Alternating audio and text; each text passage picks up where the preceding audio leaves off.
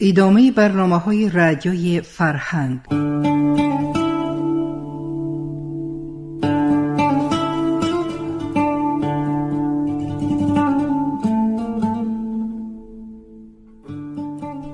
با افتخار 100 سالگی نویسنده خلقی تاجیکستان ساتیم اولوغزاده.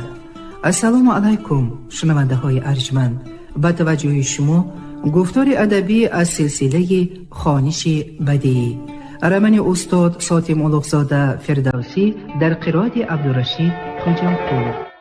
گفتار 30.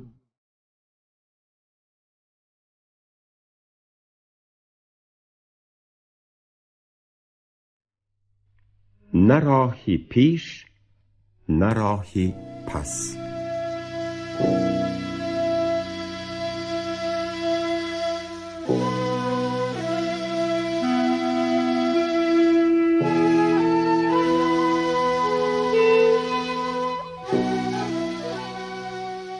بعد از طی راهی دوری پرمشقت، مسافرانی توصی ما عاقبت در یک شامگاهی نماناک به هرات رسیده، دری خانه ابوبکر اسماعیلی صحاف را کوفتند. صاحب خانه برآمده از دیداری دوستی شاعرش خوشنود گردید. فردوسی خسته حال، کوفتی راهی دراز در اندام و حرکاتش هویدا بود. بنابراین ابوبکر در سری دسترخوانی میهمانداری وی را با پرسجو ناراحت نکرد. میهمانانی مانده شده در میهمانخانه صاحب بعد از نماز خفتن در حال میل خواب کردند. فردوسی به خوابی کمراحتی پیرانه 1-2 ساعت آرمید و بیدار شده دیگر خوابش نبود. وی نه در آن حالی بود که به خوابی طولانی راحت بخش رفتن تواند. خاطری پریشان در خواب هم جمع نمی شد و خیالاتی آشفته آرام نمی گرفت. او در تاریکی خانه با چشمی وا بلایی به سرش آمده را نخستین بار با تمامی دهشت و فاجعه آن احساس کرد. اندیشه های گران دل خسته او را می فشردند. اگر صاحب کاروانسرای کابل تعقیب کنندگانی او را براهی بلخ روانه کرده نتوانسته باشد، آنها پگاه فردا به هرات می رسند و اگر روانه کرده باشد و وی فردوسی از اینجا حرکت کند، ممکن است در راه به آنها دچار آید، زیرا آنها تا توس رفته او را نیافته به احتمالی قوی با راهی هرات برمی گردند. در هر دو صورت دستگیر شدن او مقرر است. چی باید کرد؟ کجا باید رفت؟ در کجا پناه باید جست؟ بالفرض برخیزد و با مددی تالی دستگیر نشده به خانه‌اش به توس بیرسد. آیا در آنجا از خطر ایمن خواهد بود؟ دشمنانی بدکینش شیخ ابوالقاسم ها، عبدالنبی ها و این چنین ارسلان خانی حاکم هم از فرمان سلطان شاد و ممنون و از مرحمتی وی امیدوار مگر او را آسوده می گذارند. بسته به غزنی نمی فرستند. حاشا! در قلمروی سلطان محمود وی به کجایی که رود در دسترسی سلطان است. مگر به جنوب به قلمروی حکمدارانی بویهی برود؟ درست، آنها دانش دوست و شاعر پرورند، اما از سلطان غزنی پیوسته در ترس و هراسند. سلطان برای لشکرکشی به ایران غربی و جنوبی به قصد استیلای آن دیارها منتظری بهانه‌ای و فرصتی است. بدون شک آن حکمداران به شاعری گرفتار غضب شاه آسان پناه نخواهند داد. یا که به خوارزم برود، اما خوارزم شاه دامادی سلطان شوهر خواهری وی است. بیگمان با اولین طلبی سلطان شاعری گریزه را به ماوراء النهر بگیرد.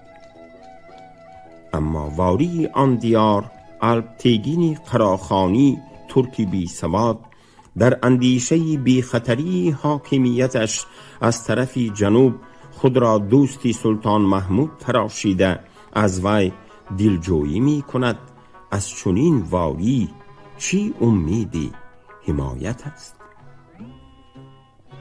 بالفرض امیدی حمایت و پناهگاه در یکی از این دیارها پیدا هم شد، اما با این پیری و ناتوانی سفری آن سرزمین های دور طی بیابان و کوهساران را چطور می توان تحمل کرد؟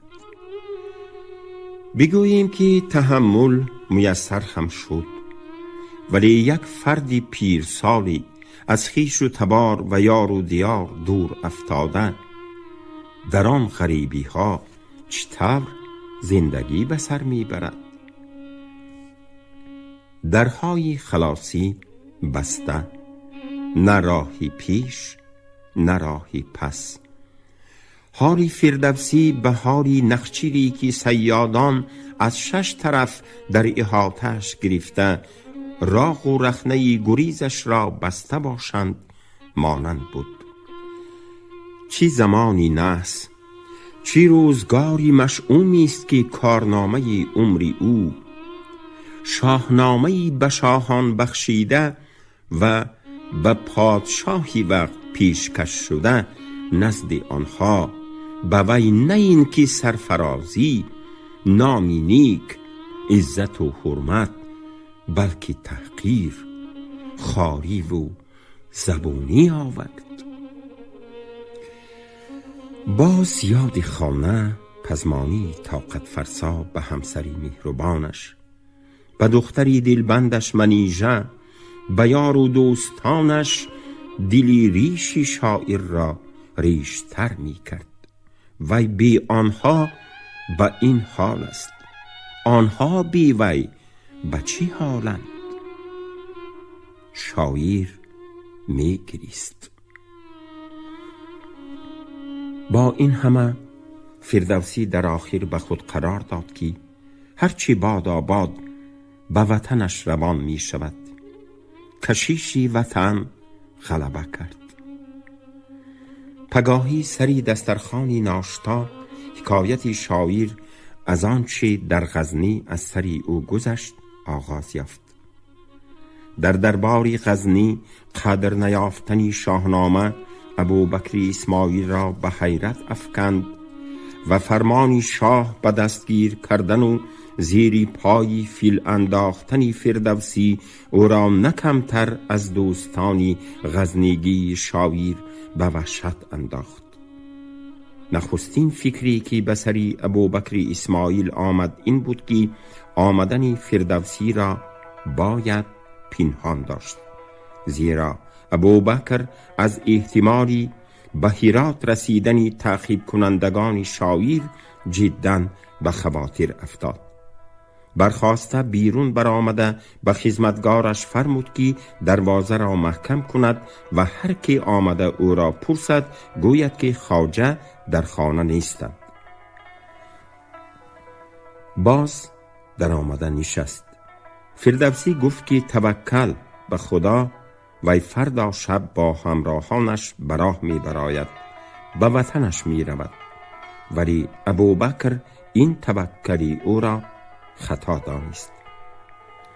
خطر قایم است استاد، چاره دفع خطر را باید اندیشید، نه اینکه به استقبال وی رفت.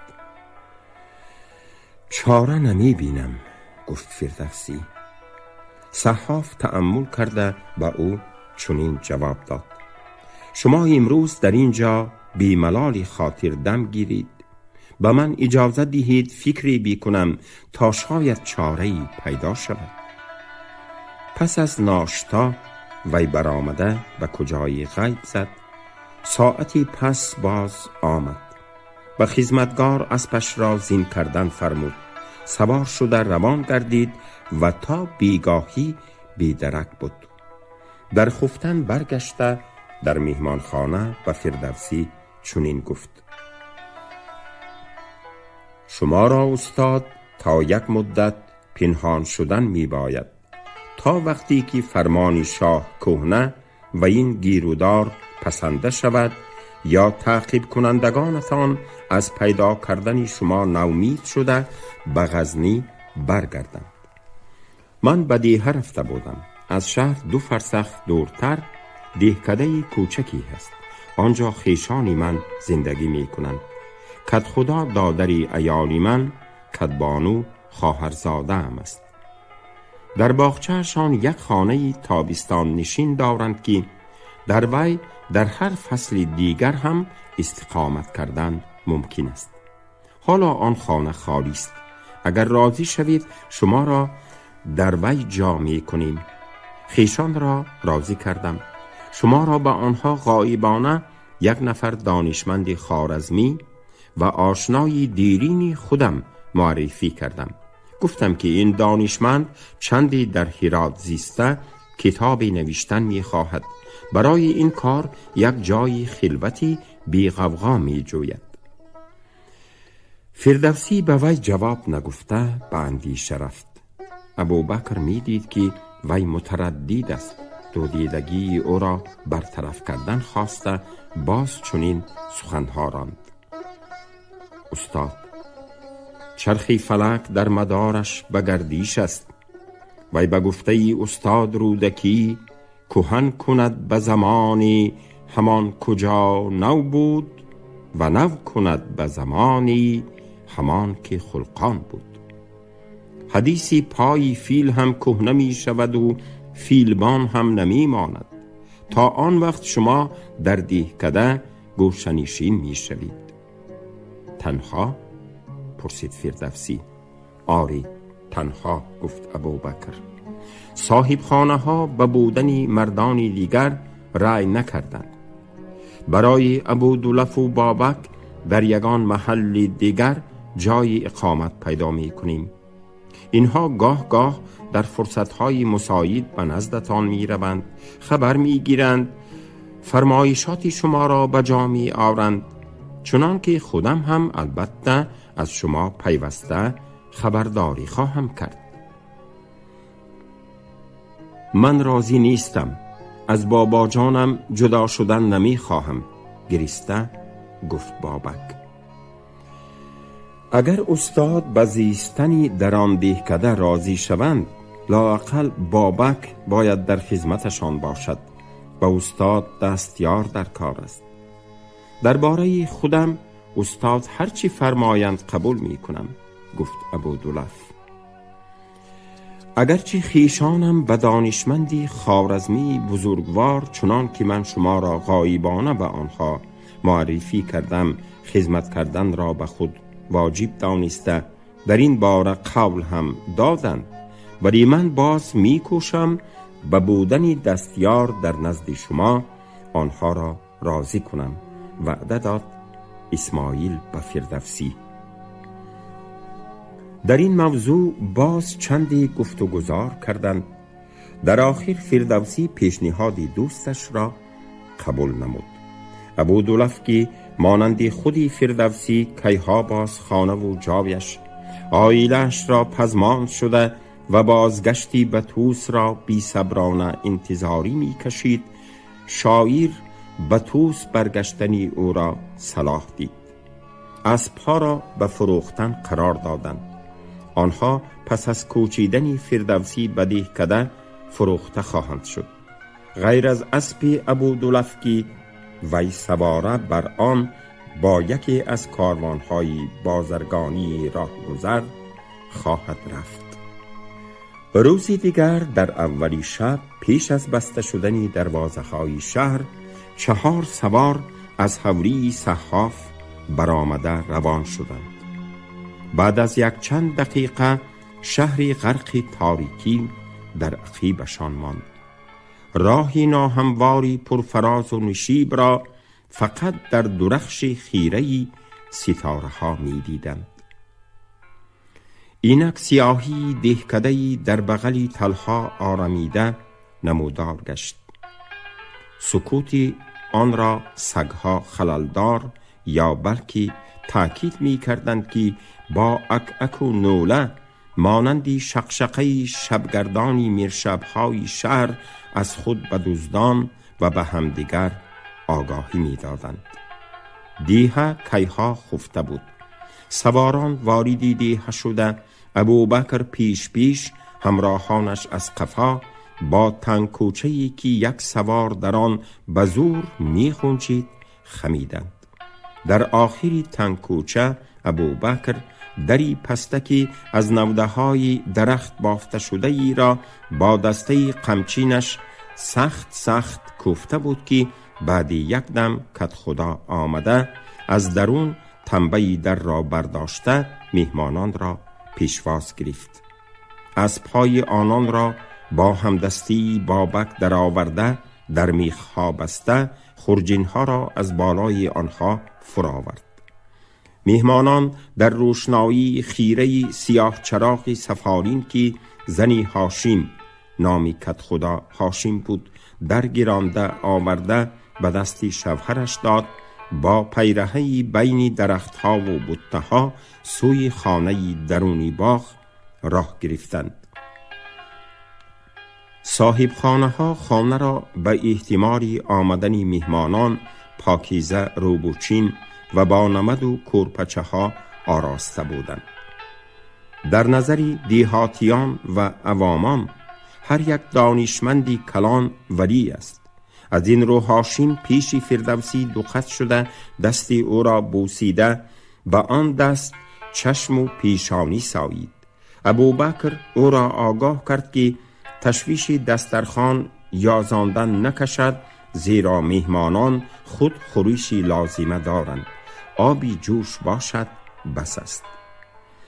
بعد از خوراک شام هر چهارشان در جاگه قطار انداخته شده به خواب رفتند. سحری ابوبکر اسماعیل و ابودلف به بازگشتی به شهر حاضر شدند. وقتی ودا فردوسی و ابودلف همدیگر را آغوش کرده گریستند. خوش برو عزیزم، تو به من همچو فرزند خودم ارجمندی. ابودلف، من در این جهان از هیچ کس اینقدر نیکی ها، اینقدر صدق و وفاداری ندیدم که از تو دیدم. منتی تو در دو جهان برگردنی من است. خوش برو، سفرت بی خطر باد. دعای من بدرقه راه توست. شاعر این را می گفت و خود فکر می کرد که مباد که این دیداری آخرین باشد.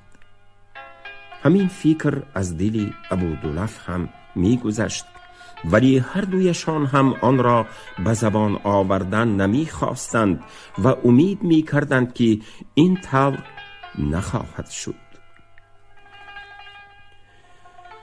جدایی از شما به من بی‌حد گران است استاد، ولی چی کنم که ضرورت پیش آمده است. با عجز و نیاز از یزدانی پاک برای شما خواهانی سلامت و عافیتم. اگر در اینجا دیر مانید من باز می آیم، به دیدارتان می رسم. ابودلف بابک را هم آغوش کرد. جوانک هنگست زده گریست. ابودلف به وی تاکید کرد که مدام از حال استاد خبردار باشد و در خدمتشان هیچ کوتاهی نکند. استاد را نخست به خدا، پسان به جناب ابوبکر، ثانیاً به تو سپرده می روم. اما تو به استاد از همه نزدیکتری، مشفق و غمخوارشان، عصای پیریشان باش. فردوسی از ابودلف خواهش کرد که چون به توس رسید در خانواده شاعر از ناکامی و پریشانحالی او گپ نزند، فقط گوید که او را با کار شاهنامه باز یک چند مدت در غزنی ماندن لازم آمد. شاعر و دستیارش ابودلف را همراه ابوبکر اسماعیل به شهر گسیلانده از قفایش با دیده های گریان ماندند. چی مردی نجیب و نکوکاری است. و دلش درباره ابودلف می گفت فردوسی: دوستی نهایت قدردان، نهایت وفادار. و پاس خاطری من عیال و فرزندانش را گذاشته و این سفر برآمد. همین قدر مشقت و سرسانی های سفر را تحمل کرد. در همه این مدت من از او یگان کلمه شکایت نشنیدم. شاعر البته از ابوبکر اسماعیل هم بی حد منتدار بود. گفتاری باطنی درباره ابودلف و حس منتداری از ابوبکر اسماعیل خیال شاعر را به دوستانی دیگرش کشید. وی محمدی لشکری، حسین قطب، شرف الدین ماحک، ابو سعد منشوری، حمیدالله نیسانی، صلاح الدین دوریدگر، حتی عباس شادابی و سرایبانی کابلی را به یاد آورد. در نظر شاعر اینها هم مانند ابودلف و اسماعیل انسانهای حقیقی، پاکتینت، با شرافت، نکوکار بودند. وی از ایشان نیکی‌های بی‌منت و یا بعوض نیکی خودش سپاس و قدردانی صدقی دیده بود. و دلش می گذشت که بی چنین مردم جهان چگونه می بود؟ سرد، خشک، بی روح می بود. برای همین گونه مردمان زیستن شاهنامه آفریدن می ارزید. من شاهنامه را برای شاهان نگاشتم، ولی فهم قدر و ارزش رنجهایم، داستانهایم را در اینها دیدم. سپاس و منتداری و محبت را از اینها و امثال اینها دیدم. بگذار سلطان مرا کشد، ولی من نمی میرم.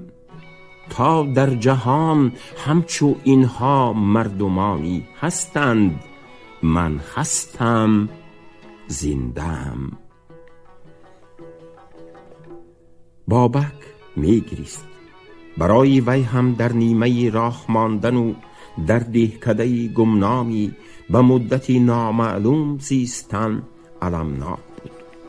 آخر وی چقدر شاد و خرم از غزنی سوی وطن، سوی شیرین براه برآمده بود.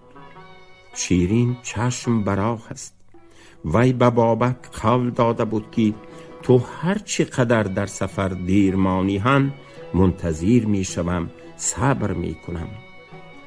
اما پدر و مادرش هم صبر می کرده باشند یا نه؟ جوان در این باره چندان خاطر جمع نبود.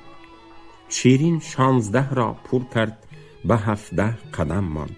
مباد که پدر و مادرش کی برگشتنی بابک را ندانسته، دیر ماندنی او را بهانه کرده دخترشان را به خواستگاری دیگری داده فرستانند.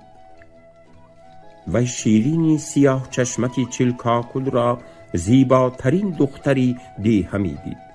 هرگاه که با وی در کوی و کوچه وامی خورد، یا وقتی که شیرین را مادرش از طریق همسایگی با سپارش نزد فاطمه بانو یا روشن می فرستاد، بابک از وی چشم کنده نمی توانست.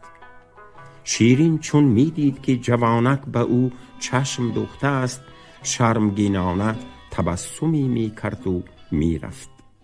با وی در کجا و چطور تنها به تنها وا خورده گپ زنان کردن ممکن؟ در کوچه یا در حولی پیش چشم آدمان این ممکن نیست. عادت نمی بردارد. اما عشق چاره ساز است. بابک دانست که دختر روزی 2 بار پگاهی و گشت روز به چشمه مسجد برای آب می رود. جوانی عاشق ساعتی رفتنی او را پاییده سری چشمه رونده شد. آنجا در حضوری دیگر زنان و دختران و جوانانی آبگیر با شیرین داخلی گفتگو شدن نتواند هم لااقل تادگی درشان یا تانیمی راه برداشته برده دادنی کوزه‌ی وزنینی او را تکلیف کردن ممکن؟ تکلیف یاری به دختری نازکی 16 ساله را هیچ کس عیب نمی کند. او چندین بار همین طور کرد. پس دخترک چرا از یاری رسانی خدمتگزارش منتدار نباشد؟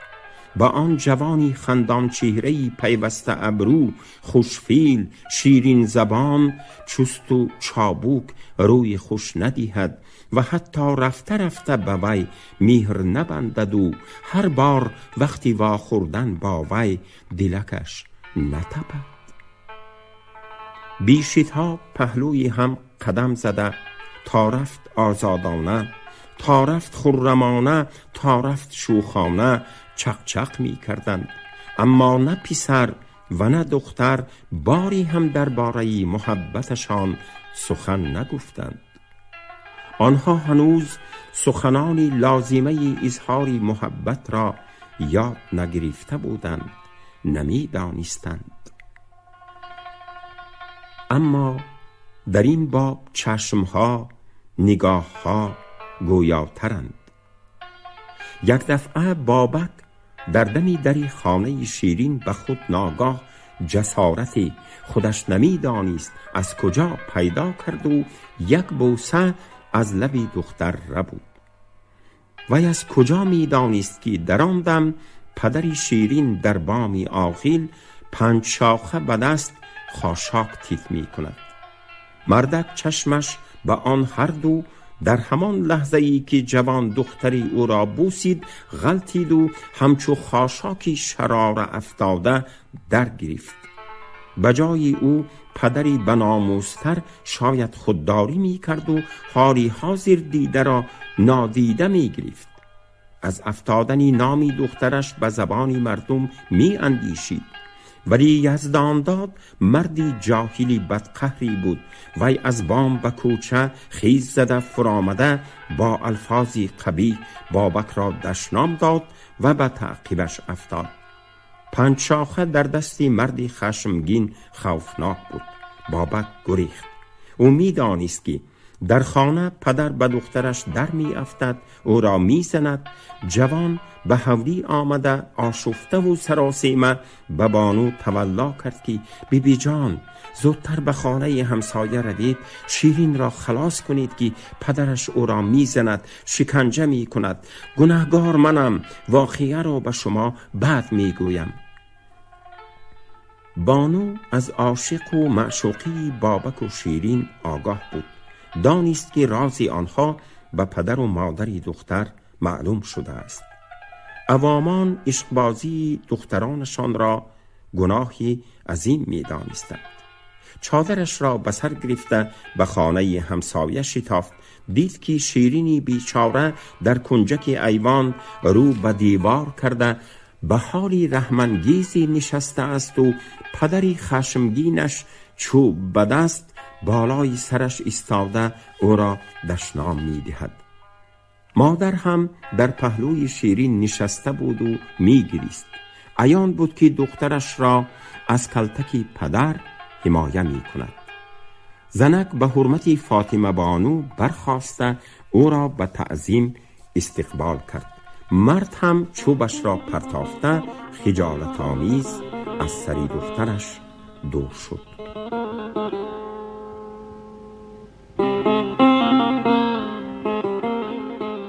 شما گفتار 30 را از روی رمن استاد ساتیم اولوغزاده فردوسی در قرائت عبدالرشید خوجمقلوف شنیدید.